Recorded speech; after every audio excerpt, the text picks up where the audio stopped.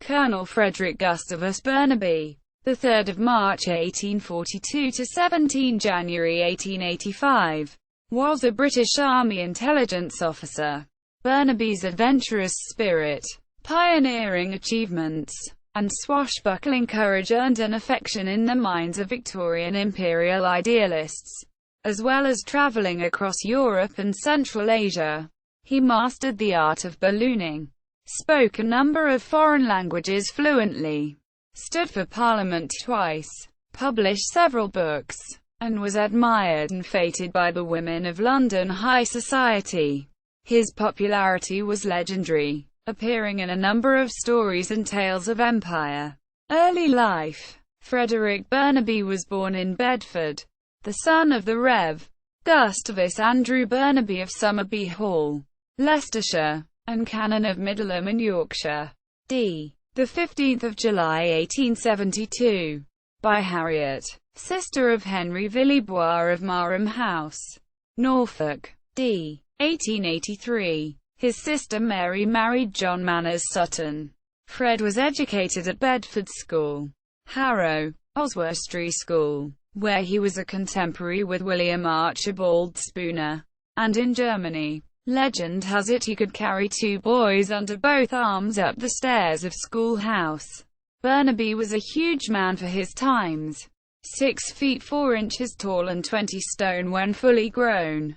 Like so many household cavalry, his outsized personality and strength became the literary legend of imperial might. Lionized by the press for his outlandish expeditious adventures across Central Asia, Burnaby, at 6 feet 4 inches tall with broad shoulders and weighing 20 stones, was a giant amongst men, symbolic of a Victorian celebrity. Feted in London society, he entered the Royal Horse Guards in 1859, finding no chance for active service. His spirit of adventure sought outlets in balloon ascents and in travel through Spain and Russia, with his firm friend, George Radford. In the summer of 1874 he accompanied the Carlist forces in Spain as correspondent for the Times. But before the end of the war he was transferred to Africa to report on Gordon's expedition to the Sudan. This took Burnaby as far as Khartoum. Military adventures. Returning to England in March 1875, he formulated his plans for a journey on horseback to the Khanate of Khiva through Russian Asia, which had just been closed to travelers. War had broken out between the Russian army and the Turkoman tribesmen of the desert. He planned to visit St. Petersburg to meet Count Milutin, Minister of War to the Tsar, traveling at his own expense carrying an 85-pound pack. He departed London Victoria Station on 30 November 1875. The Russians announced they would protect the soldier along the route, but to all intents and purposes this proved impossible. The accomplishment of this task, in the winter of 1875 to 1876, with the aim of reciprocity for India and the Tsarist state, was described in his book A Ride to Khiva, and brought him immediate fame. The city of Merv was highly inaccessible, but presented a potential military flashpoint. The Russians knew that British intelligence gathered information along the frontier. Similar expeditions had taken place under Captain George Napier, 1874, and Colonel Charles Macgregor, 1875. By Christmas, Burnaby had arrived at Orenburg, in receipt of orders prohibiting progress into Persia from Russian-held territory. He was warned not to advance. A fluent Russian speaker, he was not coerced. Arriving at a Russian garrison, the officers entertaining the former Khan of Kokand, hiring a servant and horses, his party trudged through the snow to Kazala intending a crossing into Afghanistan from Merv. Extreme winter blizzards brought frostbite. Treated with naphtha, a Cossack emetic, close to death, Burnaby took 3 weeks to recover. Having received conflicted accounts of the dubious privilege of Russian hospitality, it was a welcome release. He later told his book, to be cheered with vodka.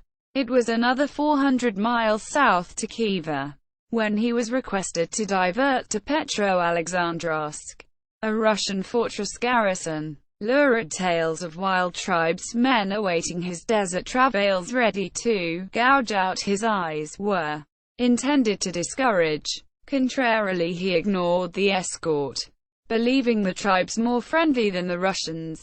Intending to go via Bukhara and Merv, he deviated, cutting 2 days off the journey, leaving Kazala on 12 January 1876 with a servant, guide, 3 camels and a kibitka. Burnaby bribed the servant with 100 rubles a day to avoid the fortress where he would be bound to be delayed. A local mullah wrote an introduction note to the Khan, and clad in furs they traversed the freezing desert. On the banks of river, 60 miles from the capital, he was met by the Khan's nobleman, who guided the escort into the city. Burnaby's book outlined in some detail the events of the following days, the successful outcome of the meetings, and the decision he took to evade the Russian army. The Khanate was already at war, his possessions seized. The Russians intended a march from Tashkent to seize Kashgar, Merv and Herat. Protestations of neutrality were a sham. Burnaby gained respect from the population, who bowed in homage at a soldier en passant. But on return to his quarters he received a note of orders from horse guards to return via Russia. Frustrated, Burnaby learnt of the overwhelming numerical superiority the Tsarists presented. To his great surprise, he was received as a brother officer at Petro-Alexandrovsk. Colonel Ivanov was smug and proud, declared the fate of Merv must be decided by the sword. Released by the Khan's treasurer, he travelled for 9 days with Cossacks across the snowy plains of Kazala. Hard-bitten and hungry, he sat on a small pony for 900 miles. En route he heard of what later was described in Parliament as the Bulgarian horrors, and a forthcoming campaign against Yakub Beg in Kashgaria. On arrival back in England, March 1876, he was received by Commander-in-Chief, the Royal Duke of Cambridge, whose fulsome praise marvelled at Burnaby's feats of derring-do and impressive physique. Burnaby's fame grew celebrated in London society, in newspaper and magazines. His guest appearances flattered to deceive. When he learnt that he had travelled with the ringleaders of the Cossack revolt, the rising of the Eastern question in Parliament was sparked in a village in Herzegovina and spread to Bosnia, Serbia, Montenegro and Bulgaria. Outraged by the pogroms, the Prime Minister ordered immediate diplomatic efforts, while Mr. Gladstone demanded an aggressive clear-out of the Sultanate from Europe. It was in the crucible of this crisis that Burnaby planned a second expedition. At Constantinople he had planned to meet Count Ignatieff, the Russian ambassador, whom he missed on his journey across Turkey on horseback, through Asia Minor, from Scutari to Erzurum, with the object of observing the Russian frontier, an account of which he afterwards published. He was warned the Russian garrison had issued an arrest warrant. Turning back at the frontier, he took ship on the Black Sea via the Bosphorus and the Mediterranean. In April 1877, Russia declared war on Turkey. The inexorable conclusion was drawn in Calcutta and London that Russia would not avoid, but wanted war, planning more attacks still. Eager for Russian rule, Colonel N. L. Grodikov had built a road from Tashkent to Herat via Samarkand, anticipating a war of conquest. Burnaby's warnings that the bellicose Russians posed a serious threat to India were confirmed later by Lord Curzon, and an expedition much later under the Arabist Colonel Francis Young Husband, witnessed by the genesis of a Cossack invasion. See main article, Russo-Turkish War of 1877. Burnaby, who soon afterwards became lieutenant colonel, acted as travelling agent to the Stafford House Red Cross Committee, but had to return to England before the campaign was over.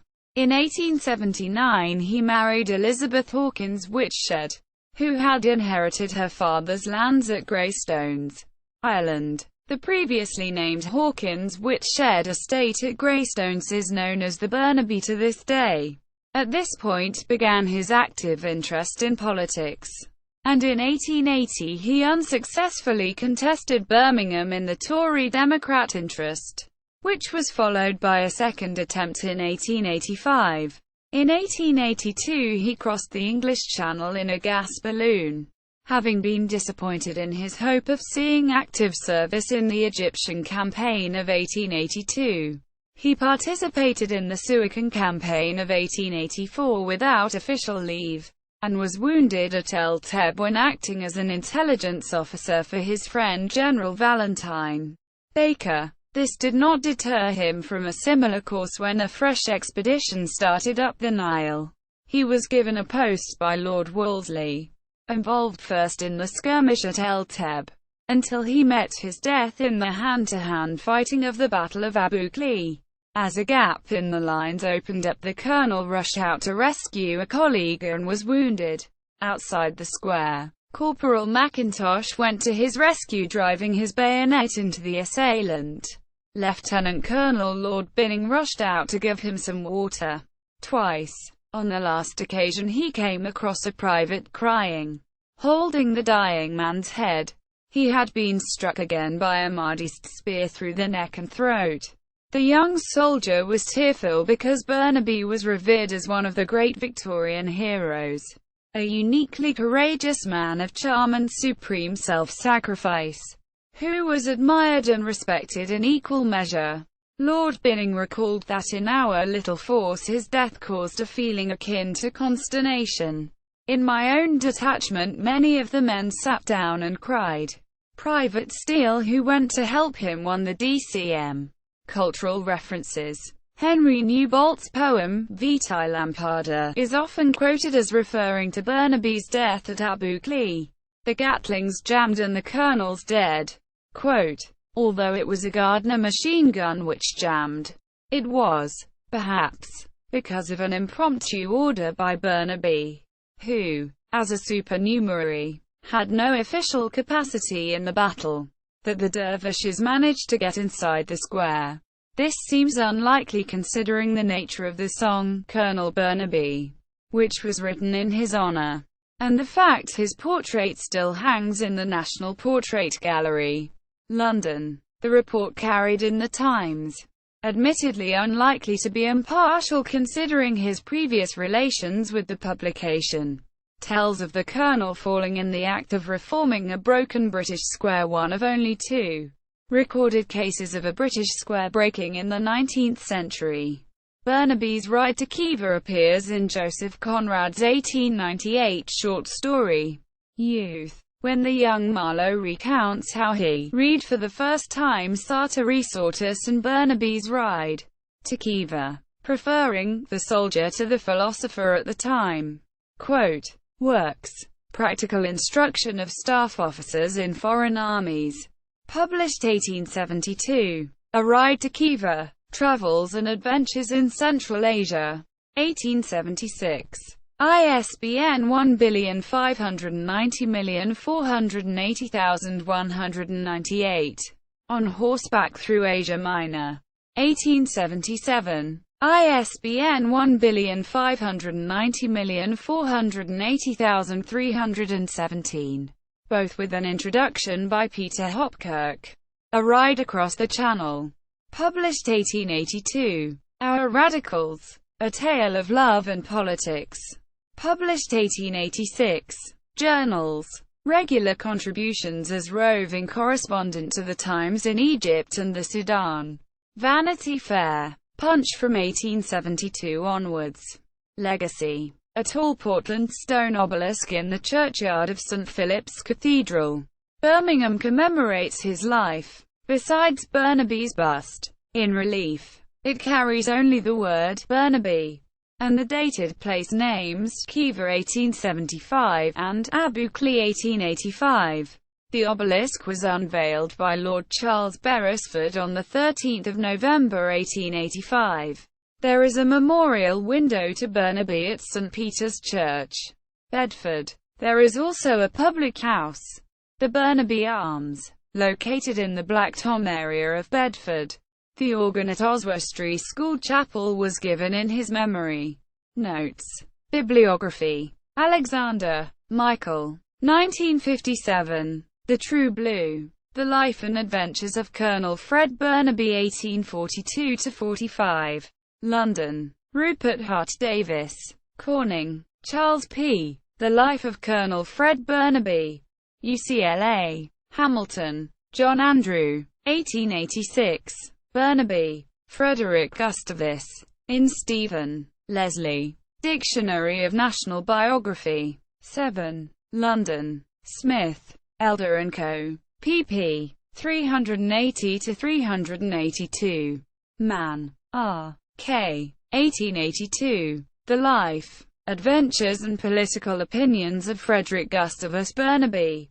Ware. J. Reading. Mann. R. K. The Life and Times of Colonel Fred Burnaby. Wright. Thomas. 1908. The Life of Colonel Fred Burnaby. Everett & Co. This article incorporates text from a publication now in the public domain. Chisholm, Hugh, ed. 1911. Burnaby, Frederick Gustavus. Encyclopaedia Britannica. Volume 4. 11th ed. Cambridge University Press. Secondary sources. Andrew. Sir William. An Indian officer. Russia's March towards India. 1894. Baker. Cole. Valentine. 1976. Clouds in the East. Travels and Adventures on the Perso-Turcoman Frontier. London. Frechtling. L. E. 1939. Anglo-Russian Rivalry in Eastern Turkestan. 1863–1881. Journal of the Royal Central Asian Society. London. 26. Hopkirk. Peter. 1990. The Great Game. On Secret Service in High Asia. London. John Murray. ISBN 0-7195-4727-X. Marvin. Charles. 1880. Colonel Grodikoff's Ride from Samarkand to Herat. Morgan. Gerald. 1981. Anglo-Russian Rivalry in Central Asia 1810–1895. Robson. B. 1886. The Road to Kabul. The Second Afghan War 1878–1881. Olive Cooper. John T. 17 January 2009. Victorian Celebrity. Prospect. Retrieved January 2014. Biography of a Frederick Burnaby. Bedfordshire Virtual Library Frederick Gustavus Burnaby. Bedfordshire. Gov. UK. Archived from the original on 25 February 2004.